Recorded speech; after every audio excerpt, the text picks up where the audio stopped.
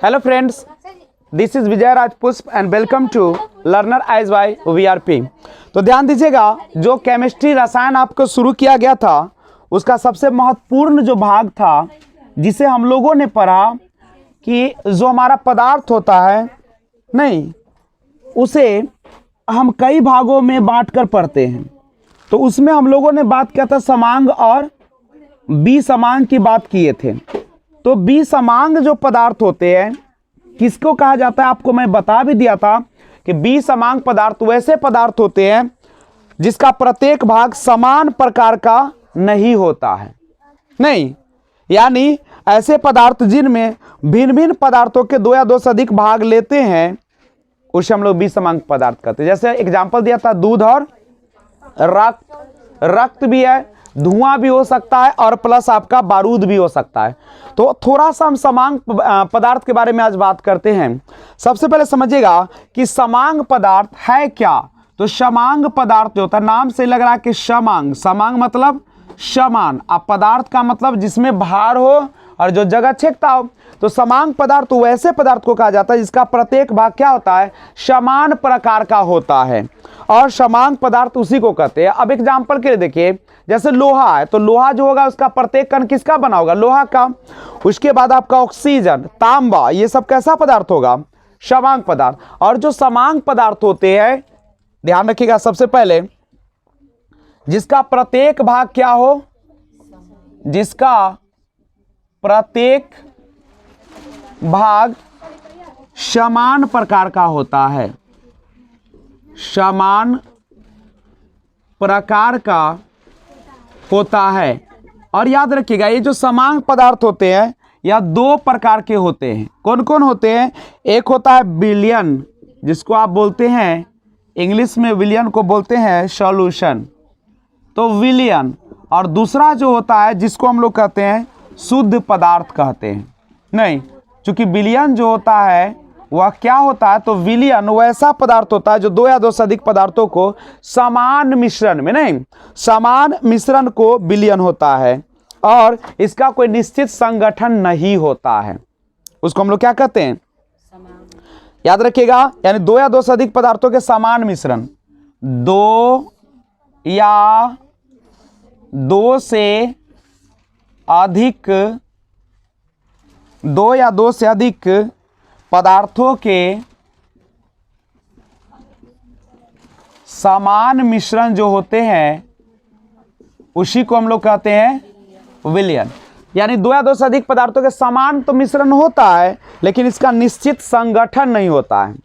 क्या विलयन में तो कुछ भी रख देते हैं ना हम लोग, इसका निश्चित संगठन नहीं होता है। और शुद्ध पदार्थ किसे कहते हैं, तो इसमें क्या होता है कि जिस समांग पदार्थों का, जिस समांग समझ रहे हैं ना, समांग का मतलब होता है एक ही प्रकार के, नहीं, तो जिस समांग पदार्थों का संगठन, जो संगठन होता है निश्चित और स्थिर होता है, निश्चित और स्थिर होता है, उसी को क्या कहते हैं, शुद्ध पदार्थ कहते हैं। एग्जाम्पल के लिए आप दे सकते हैं तत्व और यौगिक। तो तत्व एवं जो यौगिक होते हैं वो कैसे पदार्थ होते हैं, ये आपका शुद्ध पदार्थ होता है। अब इसका क्या होता है विलयन के बारे में, कि इसका कोई निश्चित संगठन नहीं होता है। संगठन मतलब बनावट, इसका निश्चित संगठन नहीं होता है। तो बस याद रखिए, विलयन जो होता है दो या दो से अधिक पदार्थों के समान पदार्थों का मिश्रण है, लेकिन इसका कोई निश्चित संगठन नहीं होता, बनावट नहीं होता है। लेकिन शुद्ध पदार्थ का निश्चित बनावट होता है। और एग्जाम्पल में तत्व कौन हो जाएगा, यौगिक हो जाएगा। तो इस चीज को आप क्या करिएगा, दिमाग में रखिएगा। तो ये दो प्रकार है। अब हम लोग थोड़ा सा एक और चीज की बात करते हैं। अच्छा, तत्व किसे कहते हैं, तो तत्व वह शुद्ध पदार्थ है जो क्या होता है, समान प्रकार के परमाणु, नहीं समान प्रकार के परमाणुओं से, कौन चीज से, परमाणुओं से बना होता है, उसी को हम लोग क्या कहते हैं? तत्व। पहले कहा जाता है कि तत्व को विभाजित नहीं किया जा सकता, लेकिन तत्व को भी विभाजित किया जा सकता है अणु और परमाणु के रूप में। जैसे सोना है, चांदी है, तांबा है, सब कौन चीज है? तत्व है। और तत्व यानी हम एक लाइन में अगर कहें कि तत्व क्या है, तो आप क्या जवाब दीजिएगा? तो समान प्रकार के परमाणुओं से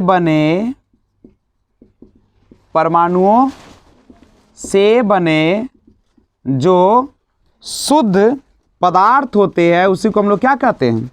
तत्व। जैसे सोना, चांदी, तांबा, लोहा।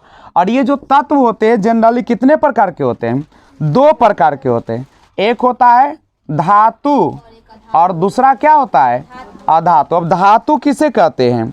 देखिएगा, कहता है कि एक पारा है, याद कर लीजिएगा। पारा जो है ना, पारा, इसको छोड़कर जितने भी तत्व पाए जाते हैं ना, ठीक है, या जो भी धातु पाए जाते हैं, एक बात याद रखिए, पारा को छोड़कर और सारा के सारा धातु जो होते हैं वह ठोस अवस्था में पाई जाती है। लेकिन पारा किस अवस्था में पाई जाती है?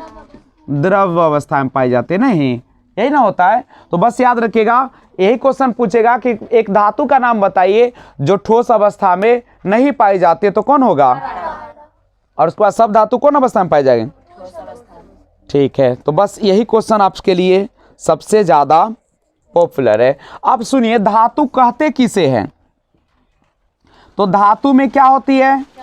चालकता होती है, गुड कंडक्टर, सुचालक होता है। इसे इलेक्ट्रिक को क्या किया जा सकता है? एक स्थान से दूसरे स्थान पहुंचाया जा सकता है।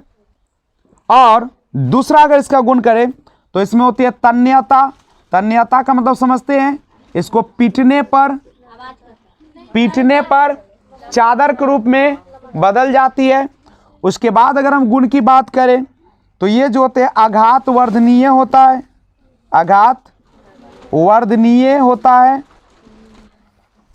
उसके बाद और बताइए, ये जो होता है कठोर होता है कि नहीं होता है?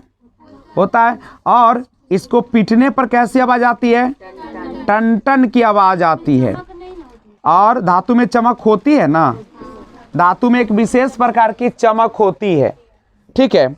और इतना ही नहीं, एक और चीज ध्यान रखिएगा कि अम्लों से क्रिया करके, अगर अम्ल का मतलब समझते हैं ना, खट्टा पदार्थ जो होता है, जो आप खट्टे पदार्थ जो होते हैं, अगर आप चांदी के बर्तन में खाना खाइएगा, मान लीजिए खासकर अंडा या नींबू का अचार, तो सारी गंदगी क्या हो जाएगी? उसी में चला जाता है और वो आपके शरीर को क्या कर देगा? नुकसान कर देगा। तो कहता है अम्लों से क्रिया करके हाइड्रोजन गैस को विस्थापित करती है। बस याद रखिएगा, धातु जो होती है ना, अम्ल से जब अभिक्रिया कराइएगा तो वो क्या करेगी? अम्ल से अभिक्रिया करके हाइड्रोजन गैस को विस्थापित करेगी। यानी वैसा पदार्थ जो अम्ल से अभिक्रिया करा के, अम्ल से अभिक्रिया करने पर हाइड्रोजन गैस को विस्थापित करते, मतलब निकाल देती है, उसको हम लोग क्या कहते हैं? धातु कहते हैं। उसके बाद अब धातु होता क्या है? धातु तो समझ गए कि धातु में एक विशेष प्रकार की चमक होती है, आघात वर्धनीय होता है, तन्यता होती है, टन की आवाज आती है, विशेष प्रकार की चमक होती है, सुचालकता होती है। लेकिन धातु जो है सभी कौन अवस्था में पाया जाता है? ठोस अवस्था में। लेकिन पारा जो है वह आपकी कौन सी अवस्था में पाई जाती है? द्रव अवस्था में। और याद रखिएगा कि जब विभिन्न धातुओं को परस्पर मिला दिया जाए, बहुत सारे धातु को, तो उसी से बनती है मिश्र धातु। क्या बनती है? पूछेगा मिश्र धातु क्या है, तो आप जवाब दीजिएगा कि जब आप क्या करते हैं, सॉरी, धातु तीन प्रकार, तत्व तीन प्रकार के होते हैं ना, कौन कौन होता है? धातु, अधातु, नहीं, धातु, अधातु और उपधातु होता है, तीन होते हैं। धातु तीन प्रकार का होता है। धातु तो सॉरी, तत्व कितने प्रकार के होते हैं? कौन कौन? तीन प्रकार का होता है। धातु, अधातु और उपधातु होता है, तीन प्रकार में पाया जाता है, तीन अवस्था में पाया जाता है। और पदार्थ भी तीन रूप में पाया जाता है, तत्व, यौगिक और मिश्रण। तो ही ना होता है। तत्व को हम पूरे पदार्थ को दो भाग में बांटे थे, एक भौतिक और एक रासायनिक। तो हम लोग अभी पढ़ रहे हैं कौन सा? पहला जो था भौतिक था कि रासायनिक था? भौतिक था, जिसमें ठोस द्रव गैस के बारे में जाना। और अब हम लोग जान रहे हैं किसके बारे में? तत्व यौगिक और मिश्रण के बारे में जान रहे हैं। तो तत्व यौगिक मिश्रण देखिए, वह जो होता है किसका होता है? शुद्ध पदार्थ। रासायनिक जो आपका वर्गीकरण करते हैं उसमें तत्व और होता है मिश्रण। तो हम लोग तत्व यौगिक के बारे में बात करेंगे, और ये जो होगा मिश्रण, उसमें समांग और विसमांग, जो कि हम लोगों ने बात कर लिया है। तो अब हम लोग बात करें रासायनिक वर्गीकरण में शुद्ध पदार्थ में कौन? तत्व और यौगिक के बारे में। नहीं तो पहले इसका स्क्रीनशॉट लेना है तो ले लीजिए, और फिर हम लोग अधातु पर आते हैं। तो जानते हैं अधातु के बारे में, ध्यान दीजिएगा। धातु को 3 भागों में आपने बांटा, धातु, अधातु और उपधातु। धातु के बारे में देखा कि सभी जो धातु होते हैं वह ठोस अवस्था में होते हैं, पारा को छोड़कर। लेकिन अधातु के बारे में समझिएगा कि जो धातु है उसका जो विपरीत गुण होता है उसी को हम लोग क्या कहते हैं? अधातु। देखो उसमें बोले थे कि आघात वर्धनीय होता है, उसको पीटा जा सकता है, वो टूटेगा नहीं। लेकिन ये जो होता है अधातु, वह भंगुर होता है। भंगुर मतलब समझते हो? अगर पीटिएगा तो चूर चूर हो जाएगा, नहीं। और ये जो होते हैं अधातु, वह तीनों अवस्था में पाए जाते हैं, ठोस, द्रव और गैस। जबकि धातु किस अवस्था में पाए जाते हैं? केवल ठोस, पारा को छोड़कर। वो जो होता है विद्युत का सुचालक होता है, और अधातु विद्युत का क्या होता है? कुचालक होता है। कुचालक मतलब इससे बिजली या इलेक्ट्रिक पास नहीं कर सकती है, ठीक है। और इसका जो गलनांक होता है वह धातु से क्या होता है? धातु से कम होता है, गलनांक। यही आपका। अब आइए उपधातु के बारे में। देखिए नाम से लग रहा है उपधातु, यानी धातु और, यानी वे तत्व जो धातु और उपधातु, सॉरी, धातु और अधातु के बीच के गुण रखता है, उसी को हम लोग क्या कहते हैं? धातु और अधातु के बीच के जो गुण रखता है उसी को हम लोग उपधातु कहते हैं। धातु एवं अधातु के बीच के गुण रखने वाला, नहीं, धातु एवं अधातु के बीच के गुण रखने वाले को क्या कहते हैं? उपधातु। एग्जाम्पल सबसे महत्वपूर्ण होता है, यही पूछता है। जैसे एग्जाम्पल हो जाएगा जर्मेनियम, आर्सेनिक, और एक होता है एंटीमनी। एंटीमनी, यह जो है आपका, यह क्या है? अब आइए हम लोग तत्व के बारे में जानकारी लिए। अब हम लोग पढ़ते हैं किसके बारे में? यौगिक के बारे में। देखो तत्व वह शुद्ध पदार्थ है जो एक समान प्रकार के पदार्थों से मिलकर बना होता है, और यौगिक क्या? 2 या 2 से अधिक पदार्थों को एक निश्चित अनुपात में मिलाने से जो तैयार होता है उसी को हम लोग क्या कहते हैं? यानी कहता है कि तत्व जो होते हैं, तत्व आपस में निश्चित अनुपात में मिलकर, निश्चित अनुपात में मिलकर किसका निर्माण करते हैं? यौगिक का निर्माण करते हैं। तो इस सब चीज ध्यान रखिएगा। यानी एक और कह सकते हैं कि जब भिन्न भिन्न प्रकार के परमाणुओं को एक निश्चित अनुपात में मिलाते हैं तो उससे बनता है यौगिक बनता है। जैसे आप पानी का एग्जाम्पल ले सकते हैं। जैसे पानी है तो पानी एक यौगिक है। क्यों? क्योंकि यह 2 तत्वों से मिलकर बनता है। एक होता है हाइड्रोजन और एक होता है आपका ऑक्सीजन, और दोनों का अगर अनुपातिक वैल्यू देखा जाए तो वह कितना होता है? 2:1। निश्चित अनुपात है ना इसका, ठीक है। और यौगिक जो होते हैं 2 प्रकार के होते हैं। कौन कौन होते हैं? एक को बोलते हैं कार्बनिक यौगिक, कार्बनिक यौगिक, और दूसरा जो होता है उसको बोलते हैं अकार्बनिक यौगिक।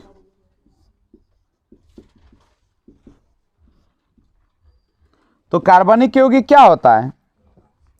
इसमें जनरली जो आता है कार्बन एवं हाइड्रोजन, तो जिसमें कार्बन एवं हाइड्रोजन से उत्पन्न होता है उसी को हम लोग क्या कहते हैं? कार्बनिक कहते हैं।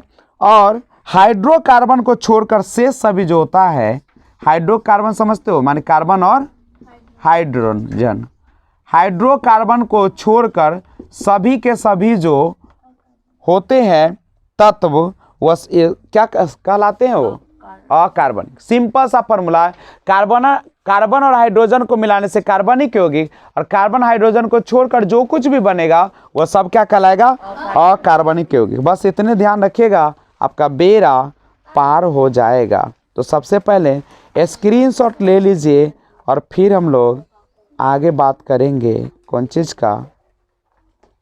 कुछ इंपॉर्टेंट चीज़ों का। चलिए देखिए,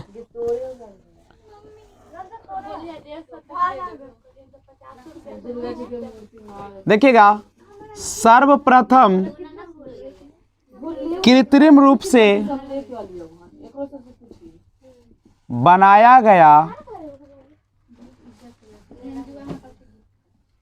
सर्वप्रथम कृत्रिम रूप से बनाया गया जो तत्व था उसका नाम था टेक्टेनियम। टेक्नेटियम लिख लिया, टेक्नेटियम।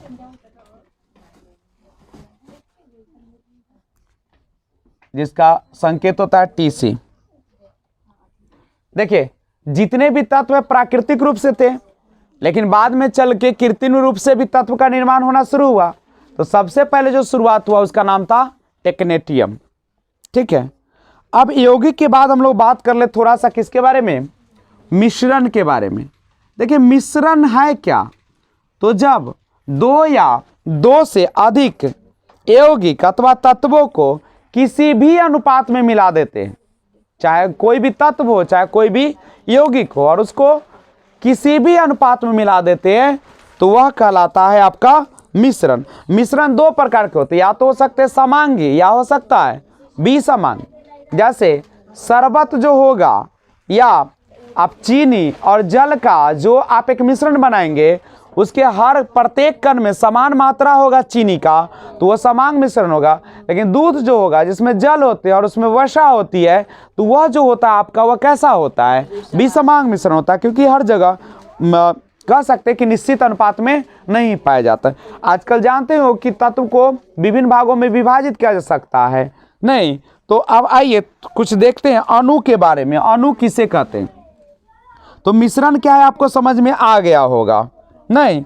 यानी दो या दो से अधिक तत्वों या यौगिकों को किसी भी अनुपात मिलाने से जो बनता है उसी को हम लोग कहेंगे मिश्रण। छोड़ देते हैं मिश्रण के बारे में। यहीं पे अणु के बारे में थोड़ा सा जाना जाए।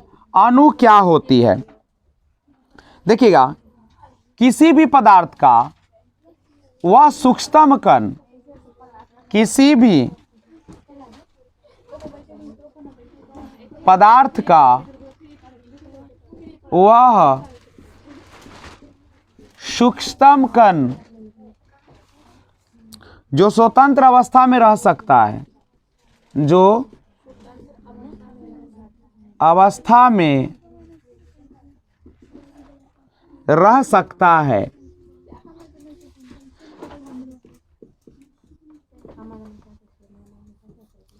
ठीक है, लेकिन उसमें उस पदार्थ का सभी गुण क्या होना चाहिए? मौजूद हो, परंतु रासायनिक अभिक्रिया में भाग नहीं ले सकता है।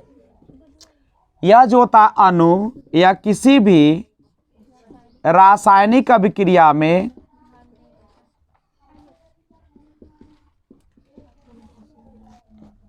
भाग नहीं ले सकता है।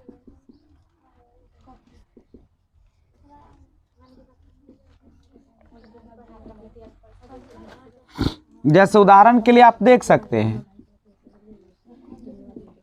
जैसे H2O, NaCl, CH4, क्या ये सब भाग लेगा? कोई रासायनिक अभिक्रिया में भाग थोड़ी लेगा। ये तो जल है तो जल है। लेकिन परमाणु किसे कहते हैं? तो किसी पदार्थ का वह सूक्ष्म कण जो स्वतंत्र अवस्था में नहीं रह सकता है, यानी किसी भी पदार्थ का वह सूक्ष्म कण जो स्वतंत्र अवस्था में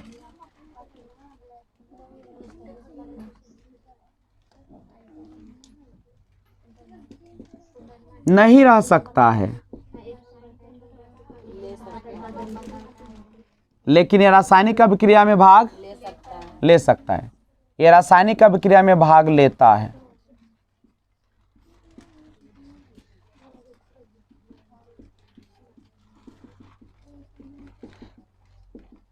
तो ये रासायनिक अभिक्रिया में भाग लेता है। उदाहरण के लिए आप देख सकते हैं, जैसे हाइड्रोजन है, नाइट्रोजन है, ऑक्सीजन है, कार्बन है, पोटेशियम है, तो ये आसानी से भाग लेता है। तो अणु क्या है, परमाणु क्या है, आपने इसको जाना। अब देखिएगा, कोई भी अगर तत्व होंगे, कोई भी अगर एलिमेंट होंगे, तो उसमें क्या होगा, एक न्यूक्लियस होगा। न्यूक्लियस का मतलब क्या, केंद्र होगा? नहीं, केंद्र होगा। और जो केंद्र होते हैं उसमें क्या पाए जाते हैं, तो इसमें दो चीज़ पाए जाते हैं। एक होता है प्रोटॉन और दूसरा होता है प्रोटॉन और दूसरा होता है न्यूट्रॉन। नहीं, और इसी प्रोटॉन और न्यूट्रॉन को ऐड कर देते हैं तो क्या निकल जाता है, एटॉमिक वेट निकल जाता है, परमाणु भार। तो परमाणु भार अगर निकालना चाहते हो तो प्रोटॉन और न्यूट्रॉन की संख्या को क्या कर दीजिएगा, जोड़ दीजिएगा। नहीं, और ये जो एलिमेंट्स होते हैं इसके बाह्यतम जो कक्षा होते हैं, ये जो बाह्यतम कक्षा होता है इसमें क्या करता है, इसका चक्कर लगाते रहता है। कौन चक्कर लगाता है इसका, इलेक्ट्रॉन। तो ये जो है इलेक्ट्रॉन इसके चारों ओर क्या करते रहता है, चक्कर लगाने का काम करते रहता है। यही ना इलेक्ट्रॉन है क्या, ये सब इलेक्ट्रॉन है।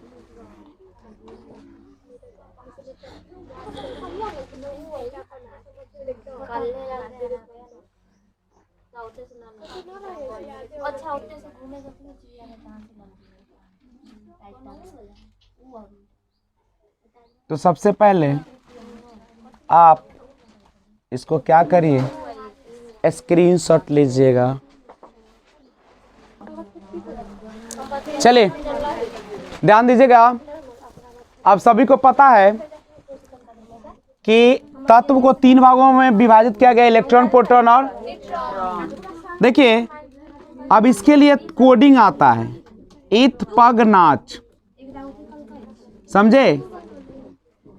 ई से होता है इलेक्ट्रॉन, और इलेक्ट्रॉन की खोज किसने किया था, जे थॉमसन।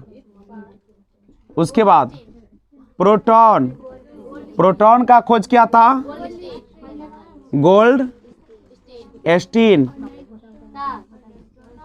और न्यूट्रॉन का खोज कौन किया था, चैडविक। तो इसको याद रखिएगा क्योंकि इसमें लोग कंफ्यूज हो जाता है। ईथ पग नाच याद रहेगा तो याद हो जाएगा, इलेक्ट्रॉन का जे थॉमसन, और प्रोटॉन का गोल्डस्टीन, और न्यूट्रॉन का चैडविक। अब सुनो, इलेक्ट्रॉन का खोज जनरली हुआ था 1897 में। प्रोटॉन का जो खोज हुआ था वह हुआ था कब, पता है? उसका नहीं पता है। न्यूट्रॉन का 1932 में हुआ था, न्यूट्रॉन का 1900। और एक और बात समझिएगा, एक और है पॉजिट्रॉन। पॉजिट्रॉन का खोज हुआ था 1932 में, लेकिन इसको खोज करने वाले जो थे एंडरसन थे। ठीक है। और आप अभी तुरंत पढ़े कि कोई भी परमाणु होता है, कोई भी इलेक्ट्रॉन है, तत्व है, तो उसका अणुपरमाणु तो होगा। तो परमाणु जो होते हैं उसके अंदर क्या होते हैं, नाभिक होते हैं। मान लीजिए कि यह हमारा एक एलिमेंट है, ऐसा ही ना रहता है, और इसके अंदर क्या रहेगा, नाभिक होगा, न्यूक्लियस केंद्रक होगा, और जो है केंद्रक इसमें क्या रहेगा, तो नाभिक में जो होता है प्रोटॉन एवं न्यूट्रॉन होते हैं। ये सब क्वेश्चन आते हैं, याद रखिएगा। और न्यूट्रॉन होते हैं। देखिएगा, जो न्यूट्रॉन होता है वह होता है अस्थायी कण। अस्थायी कण मतलब इसको कोई भी रिएक्शन से कोई लेना देना, ठीक है।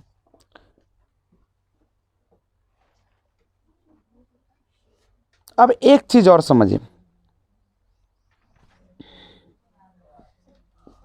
जो नाभिक होते हैं, ये नाभिक जो है, ये जिसको केंद्रक आप लोग कहते हैं, इसका अगर आकार आपसे पूछेगा नाभिक का, तो होता है 10 के पावर -15 मीटर।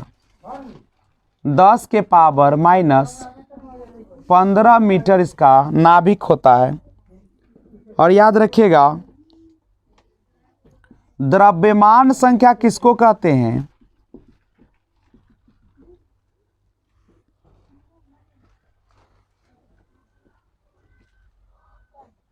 तो द्रव्यमान संख्या क्या होता है, प्रोटॉन की संख्या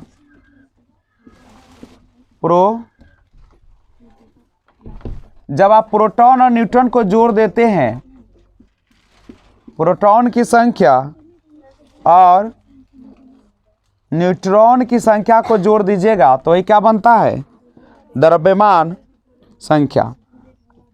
अच्छा, मान लीजिए हाइड्रोजन, जिसकी परमाणु संख्या कितना होती है, 1।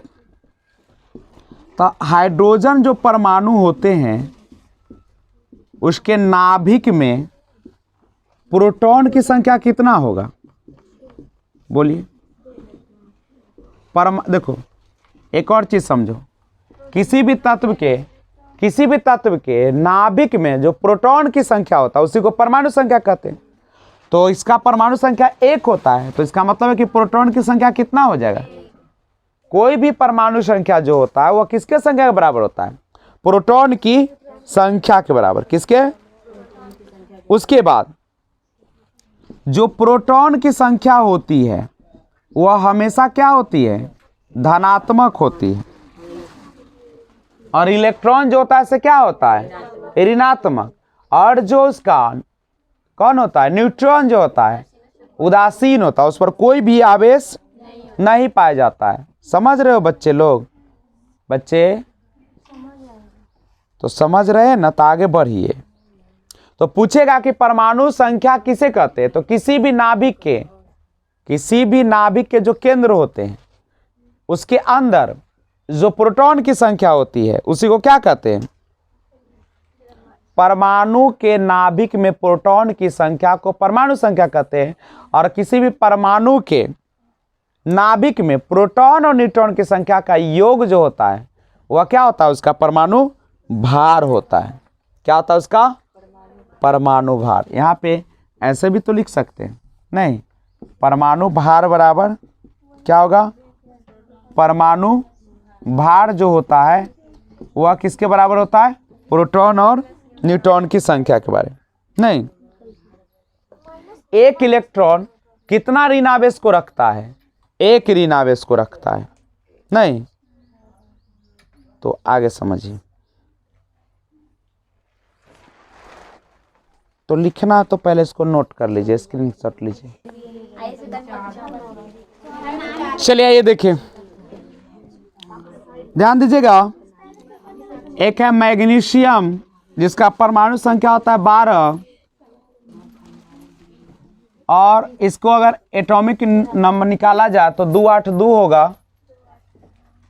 तो इसका जो बाहरी है, सबसे बाहरी जो है, इसी को कहा जाता है बाह्य,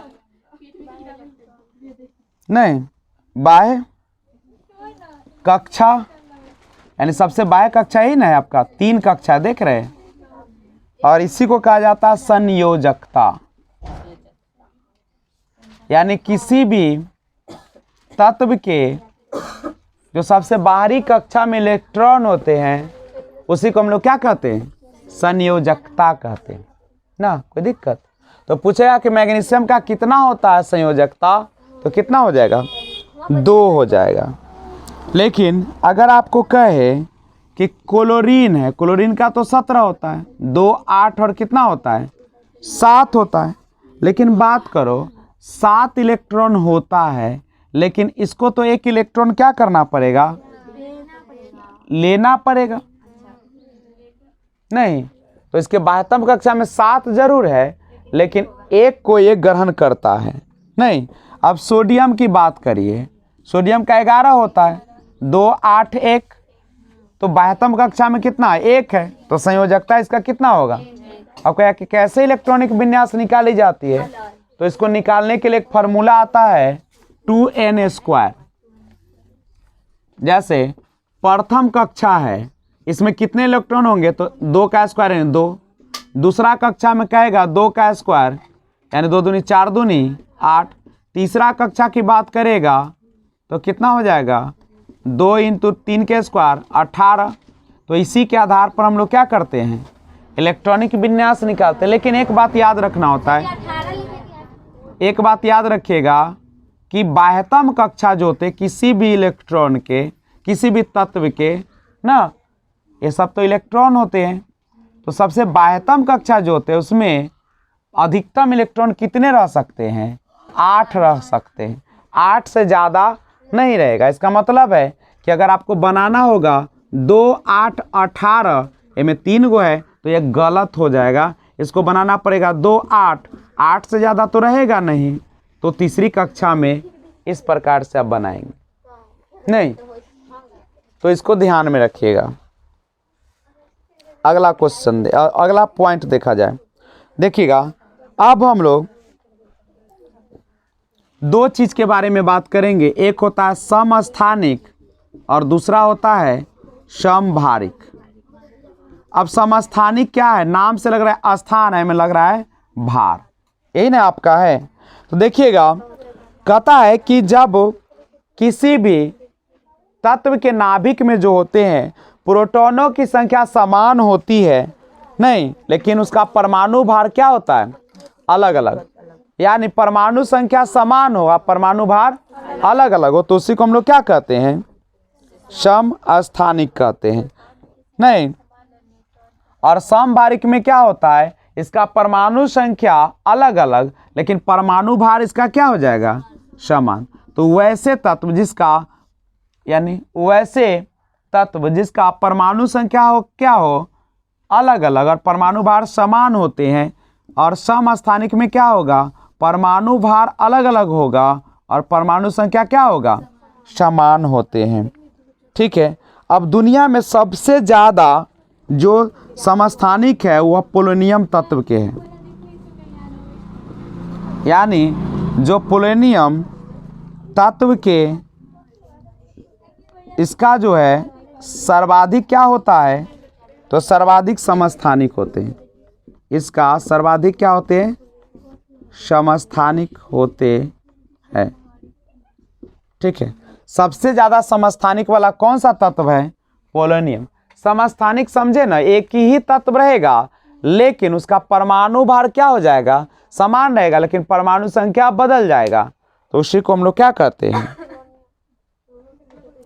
समभारिक कहते हैं ना।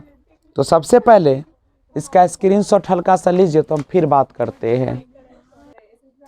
आइए आवर्त सारणी के बारे में थोड़ा सा बात कर लेते हैं। आवर्त सारणी, देखिए जनरली आवर्त सारणी या तो मेंडलीव का चलता है, नहीं तो मोस्ले का नहीं। तो हम लोग बात करते हैं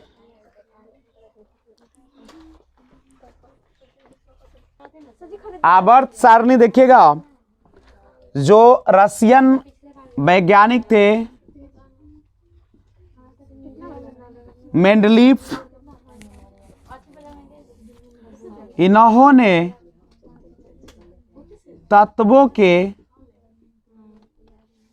परमाणु भार को आधार मानते हुए तत्वों की आवर्त सारणी बनाई थी। पूछता है कि कौन ऐसा वैज्ञानिक था जो कि तत्वों के परमाणु भार को आधार मानकर आवर्त सारणी तैयार किया था।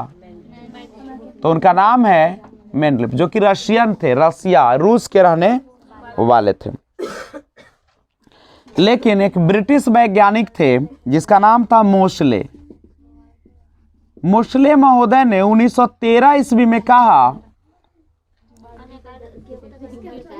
कि तत्वों के परमाणु संख्या के आधार पर क्या किया, आवर्त सारणी तैयार किया। तो बस दो ही चीज याद रखिएगा, मेंडलीफ ने जहां परमाणु भार को आधार मानकर बनाया, वहीं पे मोसलो महोदय ने परमाणु संख्या को आधार माना। अच्छा, आधुनिक आवर्त सारणी के जनक किसे कहा जाता है? मेंडल को। आधुनिक आवर्त सारणी के जनक कहा जाता है मोशले को। किसको कहा जाता है? मोशले को। अच्छा, आधुनिक आवर्त सारणी जो है, इसमें अगर पूछा जाए आवर्त की संख्या, आवर्त मतलब कैसा होता है? क्षैतिज कतारें। क्षैतिज माने ऐसे ऐसे, नहीं ऐसे ऐसे ना, तो आवर्त सारणी ऐसे आवर्त। और वर्ग की संख्या क्या है? उदाग्र। उदाग्र माने ऐसे ऐसे। तो ये कितना था? 18। जबकि मेंडलीफ ने जो बनाया था, मेंडलीफ,